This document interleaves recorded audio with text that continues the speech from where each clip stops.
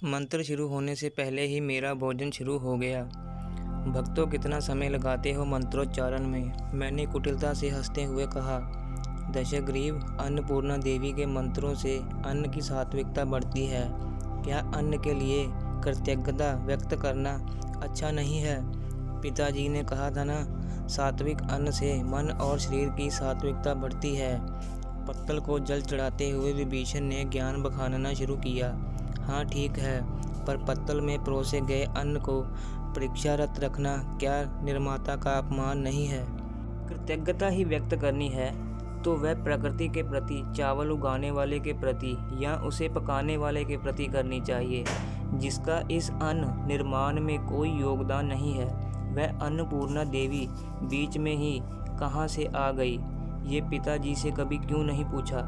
हमारी माता ही सही अर्थों में अन्नपूर्णा है। उसके लिए उन्हें कोई मंत्र तैयार करने के लिए कहो। मेरी बातों की उपेक्षा करते हुए दोनों नीचे देखकर भोजन करने लगे। दशग्रीव, उनको जाने दो, तुम बनाओ मुझ पर कोई मंत्र, माँ ने मेरी ओर देखते हुए कहा। हाँ माँ, मैं निश्चित ही तुम पर मंत्र बनाऊंगा। वैसे भी मैं इंद्र, अग्नि, वरुण पर बनाए गए मंत्रों का पठन करके ऊब चुका हूँ। मेरा बोलना शुरू ही था, इतने में कुंभकर्ण ने माँ के पास आया कनखजूरा हाथ से मार दिया।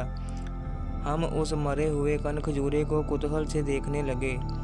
मेरे होते हुए हमारी अन्नपूर्णा को कोई भी जीव तकलीफ नहीं दे सकता, कहकर कुंभकर्ण ने कनखजूरे को उठाया और हमें दिखाते हुए कुटी के बाहर फेंक आया। भोजन के बाद खाली पात्र हमने ओसरी के कोने में रख दिए। बारिश कम होने पर माँ अपना भोजन पात्र लेकर मौसी की कुटी में गई। वह हर रोज मौसियों के साथ भोजन करती थी। भरपेट भोजन होने के कारण मैं सुस्ताने लगा। गर्म वस्त्र ओढ़कर मैं नींद की प्रतीक्षा में लेट गया। हम 4 लोग सो गए। इतनी बड़ी कुटी थी। सर्दी और बरसात में ही हम कुटी में सोते थे, लेकिन गर्मियों में हम सभी सौतेले भाई बहन कुटी के सामने वाले छोटे आंगन में सोते थे। हमारा और हमारी 2 मौसियों की कुटी का आंगन एक ही था। मैं, कुंभकर्ण और विभीषण, तीनों सगे भाई, महापाशर्व, खर, दूषण, शूर्पणखा, महोदर और सबसे छोटी कुबीन सी, मिलकर हम 9 सौतेले मौसेरे भाई बहन। हम भाई बहनों की माताएं बहनें थीं और हमारे पिता एक ही थे, इसलिए हम एक दूसरे के सौतेले और मौसेरे दोनों रिश्तों से भाई बहन थे। छोटे थे तब हम सभी भाई बहन एक साथ रहते थे, लेकिन अब हमारी उम्र बढ़ने से माँ और मौसियों को अलग अलग कुटियाँ दी गई। माँ और मौसियों का सारा प्रेम शूरपा और कुंभीनसी पर ही है, ऐसा हम सभी भाई बहनों को लगता था। हमें उन दोनों के प्रति जलन होती थी। हमारे आपसी प्रेम को देखकर हम सगे भाई बहन हैं कि सौतेले, ये भेद करना संभव न था। माँ और मौसियों की भाषा आश्रम में केवल हमें ही ज्ञात थी। हमें अवगत 2 भाषाओं के कारण हम बाकी लोगों से अलग थे, इसका एहसास निरंतर होता था। आश्रम के बाकी लोगों को केवल आर्य भाषा आती थी। यमुना और गंगा नदी की शुरुआती घाटी में हमारा आश्रम था। पूर्व और उत्तर में हिमालय की पर्वत श्रृंखलाएं हैं, ऐसी मुझे थोड़ी जानकारी थी। आश्रम के विस्तीर्ण अहाते में हमारी दुनिया समाई थी। आश्रम में आम, अमरूद, चीकू, इमली के कई पेड़ थे। जासवंद, चंपा, चमेली, हरसिंगार की लताओं के कारण आश्रम हमेशा सुगंधित रहता था। चमेली का पेड़ कुएं की जगह पर होने से पानी पर फूलों की चादर बिछी रहती थी। आश्रम के बीचों बीच खड़ा पीपल का पेड़ आश्रम का केंद्र बिंदु था। आश्रम के पूर्व में यज्ञ वेदी और मंदिर का बड़ा इलाका था। बगल में गायें भैंसों की गौशाला थी। पश्चिम में अध्ययन के लिए आए शिष्यों के निवास की कुटियां थी। उनकी कुटियों के पास ही हमारी कुटी थी। आश्रम के प्रवेश द्वार पर पहरेदार और सेवकों की कुटियां थी। यज्ञ वेदी के समीप वाली बड़ी कुटी में पिताजी रहते थे। आश्रम से कुछ दूरी पर गांव होने से आश्रम के लिए आवश्यक वस्तुएं वहां मिलती थीं। माँ और मौसियाँ आश्रम में सेवक स्त्रियाँ होने के बावजूद सुबह तड़के से ही आश्रम के कामों में व्यस्त रहती थीं। साफ सफाई, आंगन की लिपाई पुताई, गायें भैंसों को दोहना, उनकी देखभाल करना, भोजन की व्यवस्था करना आदि उनकी नियमित दिनचर्या थी। पिताजी हमेशा यज्ञ, पूजा और ध्यान में मगन रहते थे। सुबह वेद पठन के समय ही हमें उनके दर्शन होते थे। मेरी इच्छा होती थी कि यज्ञ, धर्म और वेदों पर उनसे सवाल करूं, पर हमें कभी बात नहीं होती थी। उन्होंने कभी हम भाई बहनों को नाम से पुकारा तक नहीं। कुछ काम बताना हो तो वह भी गुस्से में ही। कई बार पिताजी का गुस्से से बोलना सहन नहीं होता था।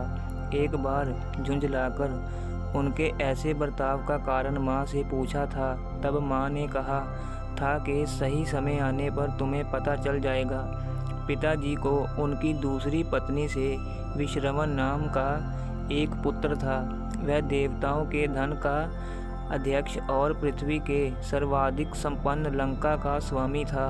कभी कभी वह उड़ने वाले रथ में बैठकर आश्रम में आता था। उसके आसपास सैनिकों का जमावड़ा होने के कारण मैंने उसे कभी प्रत्यक्ष नहीं देखा। कभी कहते हैं कि वह बेहद बेढब और कुरूप होने के कारण उसे कुबेर कहा जाता है। माँ और मौसियों को कुबेर पर बहुत गुस्सा आता था। माँ उसे हमेशा गालियाँ देती थी। गुस्से का कारण पूछने पर माँ बदलते हुए कहती थी, समय आने पर बताऊंगी। नदी में तैरना, मछलियाँ पकड़ना, पंछियों का शिकार करना, औषधि वनस्पति खोजना आदि में मेरी रुचि थी। माँ को कई औषधि वनस्पतियों के प्रयोग का ज्ञान था। उसके द्वारा बनाया गया काढ़ा कई बीमारियों पर विशेष लाभकारी होता था। उसी के कारण मेरा पेड़ पौधे, लताओं पर और फलों का अध्ययन होता था। गायें भैंसों को नदी से धोकर लाना, उन्हें चारा देना, पूजा के लिए फूल फल तोड़कर लाना, ये हमारे नियमित काम थे। इसी बरस मैं 16 बरस का हुआ। उम्र में सबसे बड़ा होने के कारण मैं सभी भाई बहनों में राजा जैसे बर्ताव करता था। कुंभकर्ण, महोदर, महापाशर्व की दबंगई से आश्रम के सारे शिष्य हमसे डरते थे। सुबह जल्दी उठकर वेद पठन, शिव पूजा, उसके बाद भोजन होने पर आश्रम के काम, अतिथि और यज्ञ के लिए आने वाले यजमानों की सेवा, खेलना, शाम का भोजन होने के बाद बातें करते हुए सोना, ऐसा हमारा सीधा सरल, क्रमबद्ध और सुखी जीवन था। मुझे हमेशा ऐसा लगता था कि इतना आरामदायी और सुखी जीवन त्रैलोक्य में कोई नहीं जीता होगा। पिताजी से मिलने के लिए विभिन्न प्रांतों के लोग आते थे। वेदों के प्रभुत्वधारी हमारे पिताजी महर्षि पौलत्स्य ऋषि के पुत्र होने से उन्हें त्रैलोक्य में विशेष सम्मान था। पौलत्स्य दादाजी कभी आश्रम में आते थे तो उनसे मेरी बात होती थी। यमुना के किनारे पर उनका बड़ा आश्रम था। उनका मृदु भाषण और आस्था से सभी के बारे में पूछताछ करना अच्छा लगता था। कई विद्वान ऋषियों के वे गुरु थे। उनके प्रचंड ज्ञान के कारण वह ब्रह्मदेव के पुत्र लगते थे। दोस्तों, इससे आगे की कथा जानने के लिए चैनल को सब्सक्राइब करें, वीडियो को लाइक करें। आप सबका धन्यवाद। हर हर महादेव।